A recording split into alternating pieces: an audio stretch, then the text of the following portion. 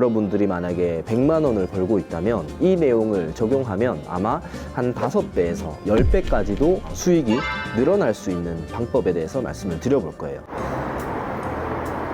지금 여기 보이는 곳이 상하이 치면은 이렇게 딱 보이는 이제 빌딩촌이에요. 지금 제가 이제 출장에 와 있는데 이제 여기서 제 숙소는 저기 보이는 이 건물이면 좋겠지만 저기 신호등 뒤에 보이는 살짝 갈색깔 건물, 네, 저 건물에서 저는 머물고 있습니다. 네, 저는 지금 이제 중국 출장을 와 있고요. 제 숙소 맞은편에 관광지에 와 있습니다. 예, 출장 나온 겸 또 너무 일만 하면 재미없으니까 여기 이렇게 관광지에 와 있어요.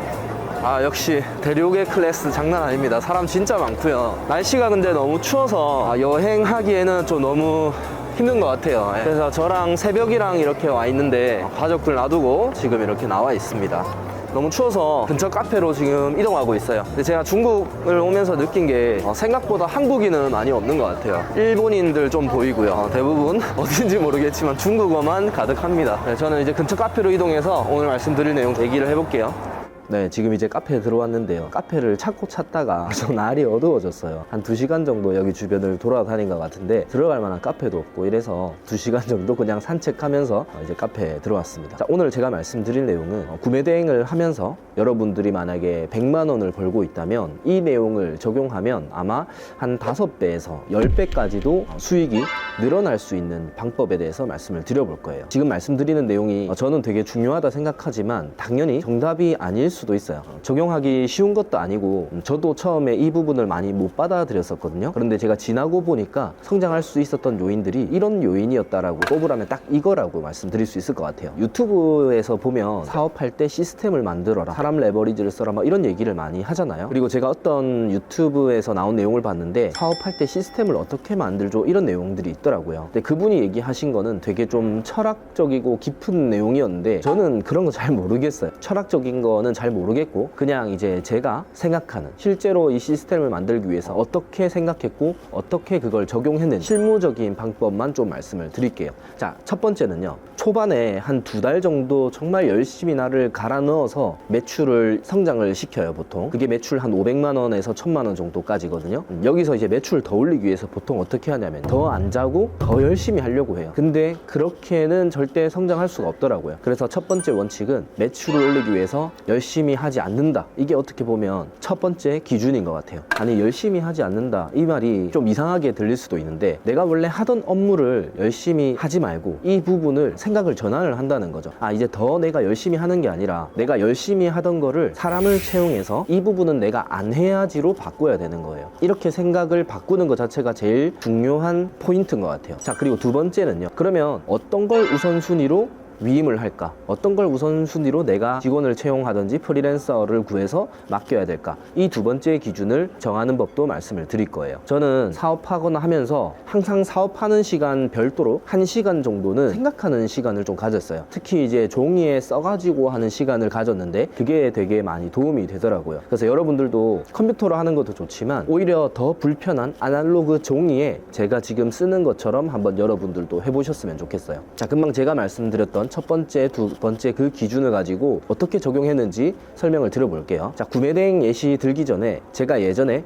퀴즈 풀장을 했었어요. 이게 수익이 한 달에 700만 원 정도 수익이 나왔었어요. 특히 무인이고 하다 보니까 구매 대행을 하면서 이거 동시에 하기에 되게 좋아서 창업을 했었고요. 자, 이거를 어떻게 제가 위임을 했는지 순서대로 말씀을 드릴게요. 첫 번째는 종이에다가 내 업무를 이렇게 나열하는 거예요. 제가 예전에 주로 했던 것들이 청소 업무가 있었고요. 그 다음에 CS도 있었어요. 그러니까 뭐 예약 관련해서 질문 오면 답변해주고, 그리고 인플루언서 마케팅이 있었어요. 그리고 소품 관리, 소품 구매나 이런 것들이 있었어요. 등등 물론 여러 가지 많긴 하겠지만 자, 이런 것들을 2가지 기준으로 업무를 평가할 거예요. 매출 연관성이랑 위임 난이도예요. 그 다음에 최종 점수입니다. 그러니까 낮을수록 제일 먼저 위임을 해야 되는 우선순위가 생기는 거예요. 매출 연관성이라는 거는 이 업무를 잘못했을 때 매출 영향을 얼마나 받는지를 점수로 표현을 하는 거예요. 자, 예를 들면 퀴즈 풀장 같은 경우는 매출 중에서 되게 중요한 부분이 우리 퀴즈 풀장을 모르는 사람들한테 알리는 게 매출의 제일 중요한 요소였어요. 즉 다시 말해서 인플루언서 마케팅을 얼마나 잘 하느냐에 따라서 매출이 엄청나게 좌우된다고 보시면 돼요. 근데 그 반면에 청소를 내가 얼마나 조금 더 깨끗이 닦느냐에 따라서 매출이 얼마나 좌우되냐라고 따져봤을 때 먼지 조금 덜 닦았다고 해서 매출이 흔들리고 그러진 않거든요. 당연히 청소를 잘하면 좋겠지만 인플루언서 마케팅에 비해서 매출 연관성이 훨씬 낮은 거예요. 청소하는 거에 막 집착하면 안 된다는 거예요. 이런 사업에는. 예로 들자면요, 퀴즈 풀장을 했을 때는 제가 소품 관리랑 인플루언서 마케팅이 매출 연관성이 5점 만점에 가장 높았습니다. 그 다음에 위임하기에도 되게 높았어요. 이거는 한 4점으로 볼게요. 자, 그러면 이거 두 개 더하면 9점이 되겠죠. 자, 그런데 반면에 청소 같은 경우는 위임 난이도가 매우 낮았어요. 그리고 인플루언서 마케팅에 비하면 사실 이 청소 업무는 매출 연관성이 한 2점 정도예요. 자, 그 다음에 두 번째는 위임 난이도를 봐야 되는데요. 인플루언서 마케팅은 위임을 하기가 좀 힘들어요. 인스타그램에 있는 그 인플루언서들이 조작 없는 계정을 찾는 것도 처음에는 사장님들이 다 하셔야 되고, 이런 사람을 컨택하고 협상하는 것도 해야 됩니다. 근데 이런 것들을 케이스마다 다 다르기 때문에 이걸 직원에게 위임하는 거는 난이도가 저는 조금 높다고 봐서 5점 만점에 4점을 줬고요. 그리고 청소 같은 경우는 실제로 초반에 한두 달 정도는 빡세게 하는 과정이 있잖아요. 직접 하면서 매뉴얼을 만들었을 때 이대로만 따라하면 할 수 있겠네, 이런 생각이 들면 이제 위임 난이도가 낮아지는 거죠. 자, 그래서 저는 청소 같은 경우는 1점으로 뒀어요. 자, 그러면 이제 최종적인 점수가 오른쪽에 나오게 되는데, 청소는 3점이고 인플루언서 마케팅은 9점이죠. 그러면 점수가 제일 낮은 걸 기준으로 해서 빨리 위임을 해야 되는 거예요. 특히 여러분들이 청소 직원을 뽑으면 내가 한 달에 뭐 200만 원 남을 거, 한 60만 원 정도가 날라가 버린단 말이에요. 그럼 대부분 사람들이 이렇게 얘기를 해요. 아니 60만 원 내가 하루에 한 2시간 정도만 일해서 60만 원 정도 더 남기면 되지, 이렇게 얘기를 한단 말이에요. 그러니까 실제 수익이 6, 700 정도 되면 60이 좀 작아 보일 수 있는데 200만 원 남는 사업일 때도 똑같이 생각을 해야 돼요. 내가 2시간 안 쓰더라도 40만 원에서 60만 원 주고 청소 업무를 위임할 수 있다면 빨리 위임을 해버려야 되는 거예요. 그리고 그 시간에 여기서 점수가 높았던 업무에 더 집중을 하는 거죠, 사장님은. 아니면 이 매장을 한 개 더 여는 것도 사장님이 하는 역할이죠. 자, 이거를 구매 대행에도 똑같이 마찬가지로 적용을 해볼게요. 구매 대행도 마찬가지로 우리가 여러 업무가 있잖아요. 우리가 제일 처음에 소싱을 하고요, 키워드, 업로드, 주문 처리, CS, 자, 이렇게 나누어 보겠습니다. 주문 처리랑 CS는 이렇게 나눈 이유가, 주문 처리는 그냥 말 그대로 송장 전송하고 배송 대행지에 주문서를 넣는 거라고 보시면 돼요. 그 다음에 CS 같은 경우는 고객들이랑 직접 통화하는 내용이라고 보시면 됩니다. 이 두 개가 엄연히 다른 영역이거든요. 이 두 가지 업무가 매출 연관성이나 위임 난이도를 봤을 때 둘 다 점수가 완전히 달라요. 주문 처리 같은 경우는 매출 연관성이 그렇게 높지는 않아요. 즉 다시 말해서 이미 들어온 주문을 처리하는 거는 프로세스대로 잘 지키기만 하면 이 문제는 끝나는 문제거든요. 그러니까 주문 처리 프로세스를 내가 어떻게 하냐에 따라 뭐 배송이 빨라지거나 그런 거는 아니잖아요. 그래서 매출 연관성은 낮은 편이다. 자, 그 다음에 위임 난이도 같은 경우도 2점. 총 5점 만점에 2점이라고 보시면 돼요. 이것도 주문 처리만 반복한다고 가정을 했을 때 내가 하는 행위를 매뉴얼로 만들었을 때 충분히 위임할 수 있다고 봐요. 자, 그래서 이거는 종합 점수가 4점이에요. 자, 그런데 반면에 CS 같은 경우는요, 자, 이런 것들은 매출 연관성이 거의 한 4점이라고 보시면 됩니다. 그리고 위임 난이도도 매우 높아요. 저는 한 5점으로 볼게요. 자, 그러면 이게 9점이겠죠. 왜냐하면 특히 CS 같은 경우는 예를 들면 고객이 나 전기톱 사려고 하는데 이 모터 강력한 거, 뭐 와트수가 더 높은 거 없나요? 이런 식으로 물어보면 잘하는 직원도 물론 있겠지만 보통 저희가 지금 취급하는 거는 거기밖에 없어요, 이런 식으로 고객을 응대하는 경우도 많단 말이에요. 그리고 심지어 전화를 안 받는 직원도 있단 말이에요. 자, 그렇게 되면 매출에 영향을 완전히 크게 미쳐요. 특히 상품수가 몇만 개 정도 올라가 있으면 이런 전화를 10통 넘게 받는단 말이에요. 그 중에 응대만 잘해도 2건, 3건 정도가 매출까지 이어지는데 이걸 다 맡겨버리면 여러분들 매출이 완전히 영향을 미치게 되죠. 그래서 이런 건 매출 연관성이 4점 높다고 치는 겁니다. 그리고 실제 위임 난이도도 높아요, 이런 것들은. 왜냐하면 돈을 벌어야 되겠다는 그 마음이 있는 사람이랑 그 마음이 없는 사람이랑 이게 아무래도 차이 날 수밖에 없거든요. 그래서 위임 난이도가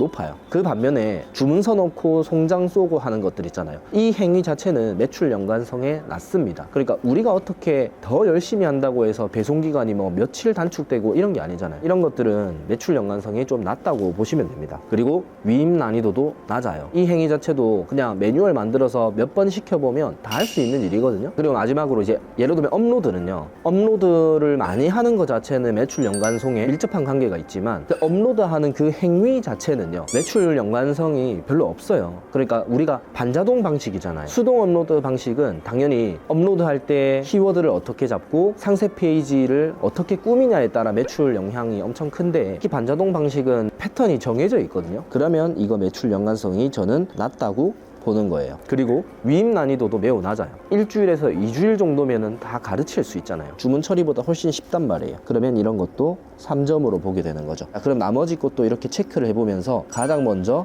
위임해야 되는 것들이 나오게 된다는 겁니다. 자, 그래서 이 순서, 이 로직으로 업무를 어떤 걸 우선순위로 위임을 할 건지, 또 그에 맞는 사람을 어떻게 찾을 건지 그 기준을 세우시면 될 것 같습니다. 이게 혼자 사업하면 사람 안 쓰면 더 잘 벌릴 것 같지만 완전히 저는 반대라고 생각하거든요. 오히려 여러분들 사업을 도와주는 사람이 많을수록 더욱더 더 탄탄하게 돈도 벌 수 있고 운영될 수 있다고 생각해요. 그래서 오늘 제가 정말 중요하다 생각되는 내용을 좀 말씀을 드려봤고요. 벌써 이제 날이 많이 어두워졌네요. 밖에 나가서 좀 마무리하겠습니다. 네, 이제 카페에서 유튜브 다 찍고 이제 밖에 나왔어요. 유튜브를 다 찍으면 제 예전에 이제 업로드 맨날 했을 때 하루에 뭐 100개 할당 딱 다 마치면 기분 좋잖아요. 그거보다 좀 더 기분 좋은 것 같아요. 제 뒤에 보시면 여기 이제 상하이 타워하고 동방명주라고 이제 상해에서 제일 유명한 곳. 저 아까 낮에도 봤었고 저녁에도 왔는데 여기 온 걸로 이제 저는 상해 온 거 만족스럽습니다. 제가 있는 곳에 보면 여기 이제 유럽풍의 건물들이 쫙 이렇게 있어요. 1800년대 후반대부터 유럽에 이제 프랑스나 이런 데서 들어와서 상업 활동이나 이제 건물 짓고 그런 것들 다 허가해 준 곳이었다고 해요. 그래서 이제 지금 보시다시피 유럽풍의 건물들이 되게 많죠. 진짜 이뻐요. 이렇게 쫙 되어 있거든요. 그리고 여기서 강 건너편을 보면 이렇게, 우와. 오늘 제가 이제 준비했던 내용은 저희 구독자분들에게 진짜 도움되는 내용이라고 생각하고 찍은 건데 여러분들이 제 마음을 이해해 주셨을지 모르겠어요. 강의 안에서는 구체적으로 깊게 들어가서 세부적으로 이제 말씀을 드리는데 굳이 강의를 안 들어도 유튜브에서도 여러분들에게 진짜 좋은 내용 드리려고 컨텐츠를 찍고 있으니까 좋은 마음으로 봐주셨으면 좋겠습니다. 저는 이제 숙소 들어갈게요. 여 뒤에 보세요. 우와, 와우.